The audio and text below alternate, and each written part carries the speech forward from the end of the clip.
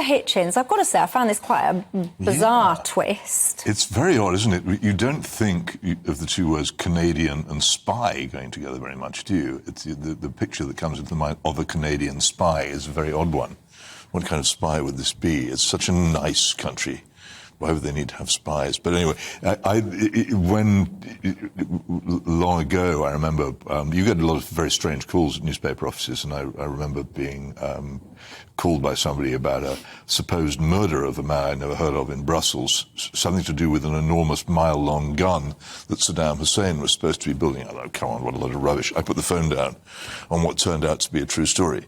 So I would be very careful since then not to be too incredulous about mad-sounding things. So maybe there are Canadian spies smuggling people into Syria. It's possible, but it's not really the issue, is it?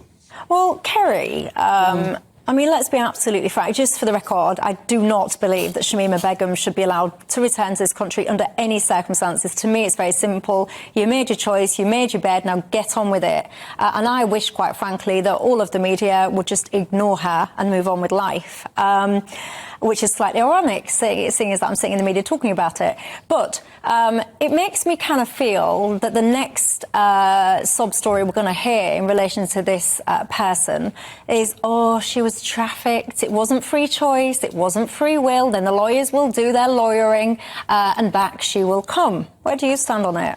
Well, I think you're completely right. And I think, sadly, we've already had that. This seems to be an extension of that. I mean, I already get young people saying to me, she was groomed, she was trafficked, you know, all the rest of it. And you look at those interviews when she was first found in the detention camps, and she was unrepentant about her support for ISIS and, you know, and even for the arena bombing. And the idea that this woman should have some right to come back here and get our sympathy even, I find, like your viewers, I suspect, absolutely appalling. In my view, she cancelled her own citizenship. If she does ever get brought back, she should be tried as a traitor. This is somebody who I find it appalling that there is even sympathy for someone who supported, joined in and took part in, married into and all the rest of it, and went out to be with, and she wasn't 18 forever, let's face it, 15 forever, by the way, supremacist death squad that, you know, beheaded people, crucified homosexuals, murdered Yazidi women. I mean, it's just so, beheaded people. It's just beyond the pale, the idea that we should be concerned about her. And I think you're right. I would wish it to be a non-issue. Peter, should she just be left in Syria? I don't believe in cruelty. What? I don't believe in cruelty. I don't think that you should be cruel to people. I don't think there's any point in being cruel to this person. If she's committed crimes, then as a British citizen, which she undoubtedly is, there's no process by which she could have revoked it, then she should face trial for it. And if she's convicted of a crime, she should face punishment for it. But the idea of leaving her effectively stateless out in the middle of Syria for the rest of her life seems to me to be merciless. And it's where she chose to go. Well, it may well be where she chose to go, but she chose to go at an age when people often do stupid things. I did many, many stupid things when I was that age. But you didn't support the beheading of people, Peter. Do I support the beheading of people? No, I don't. But but I was a Marxist revolutionary. Rather like you, I think. And I don't anymore approve of that. And where that leads is not so much to the beheading of people, but certainly to mass killing. So I held views which I would now not support, mistakenly. And I said things and did things which I should not have done.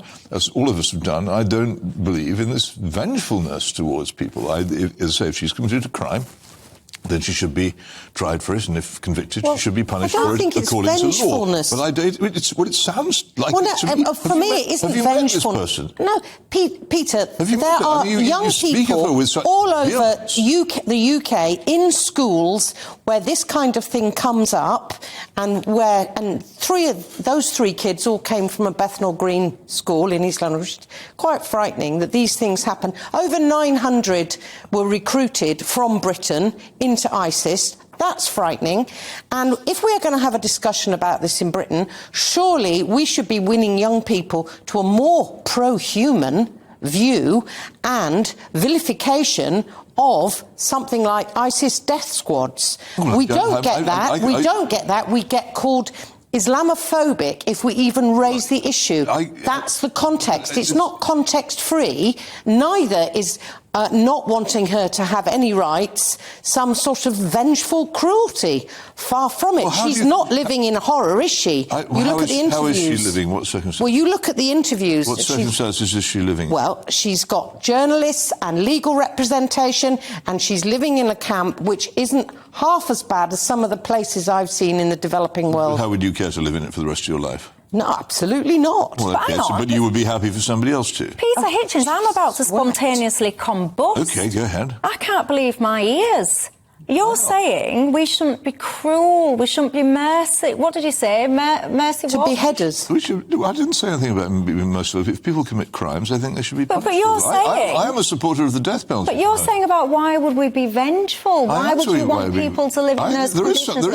There is something vengeful about this. People turning on something they don't know and haven't met. I am a believing Christian. I believe that you should show mercy.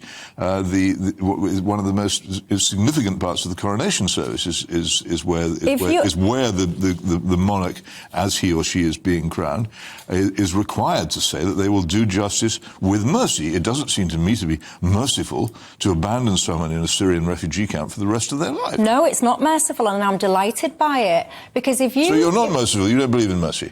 Not for certain people, no, I do not. But mercy, it's not divisible. If you don't believe in it, you can't explain. If you pledge allegiance to an organisation which thinks it's perfectly OK to go into an arena and bomb children that are there to enjoy their leisure, then to me, your well-being, your living conditions, I could not care less. If you're going to ask me, would I be comfortable with Shamima Begum living in a horrendous hellhole for the rest of her life? Yes, I absolutely would.